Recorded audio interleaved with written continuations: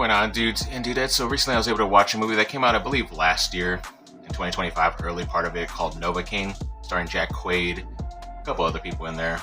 And yeah, overall I did like it. It is a pretty crazy movie. This guy, he's unable to feel pain, and then all of a sudden his new girlfriend gets abducted while they work at a bank, and then he has to go basically and save her. And of course, when he's getting in all this trouble, he can't feel anything. Obviously, he can still bleed out and do all this stuff, but he's still able to kind of do some crazy stuff in the movie. But when it comes to the synopsis of this one, when the girl of his dreams gets kidnapped, a man turns his inability to feel pain into an unexpected advantage as he fights a bunch of thugs to get her back.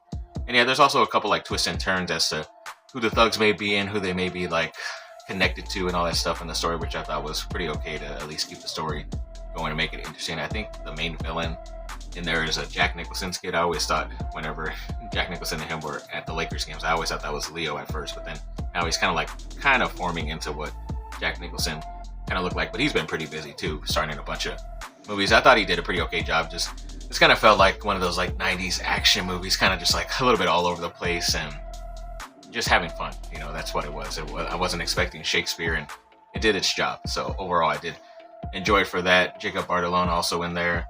I think Amber Midthunder was the main love interest. I've only known that she's in Prey. I'd never seen her in anything else, but she did a pretty good job too. But yeah, overall, it's just him trying to get back. And yeah, of course, he's like leading a trail for the cops to follow him because he's just doing it himself. And yes, there's some kills in there that I have never seen in a movie. Something involved with a bow and arrow and maybe a bone in somebody's arm. That's all I'll say. You'll have to watch it to figure out those scenes. But yeah, those were some of the more inventive kills I've ever seen in a while. So yeah, if you got any time coming up recently, then I definitely think you should give Novocaine a check out.